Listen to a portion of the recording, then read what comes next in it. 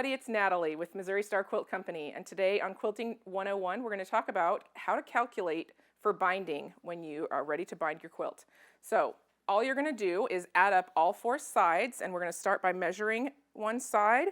This one is 24 and this side is 35. So what you're going to do is you're going to add your 24 to 24 because you have two of those. 35 and 35 is, so 24 and 24 is 48, 35 and 35 is 70 for a total of 118. And then what you're going to do is add 12 inches so that you have enough room to overlap those ends when you get there. So that adds up to 130 inches that you need for binding. Now, to figure that out with your fabric, you're going to divide that by the width of your fabric so that you know how many strips to cut. So if I'm going to use a 40-inch measurement because that's typically the smallest fabric that you can get, and this way you're sure to have enough. So 130 divided by 40 is 3.25.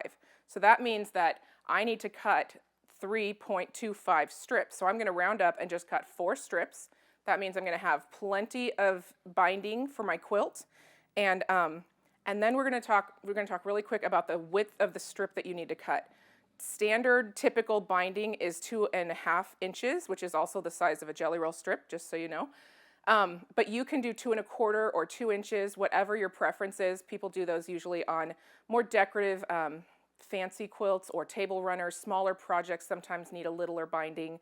So the width is up to you, but that is how you calculate the number of strips that you'll need for your quilt. So one other quick thing, if your fabric is larger or smaller than the 40 inches, you can change that number to the width that you actually have in front of you. So if you have a 20-inch piece of fabric and you want to cut your binding strips from that, then you would divide the measurement of the linear inches around the edge of your quilt by that 20 inches or by 44 or 45, whatever width you want to go with, and that gives you the number, and just round up to a whole number so you can cut 4 strips or 10 strips, whatever you need for your quilt.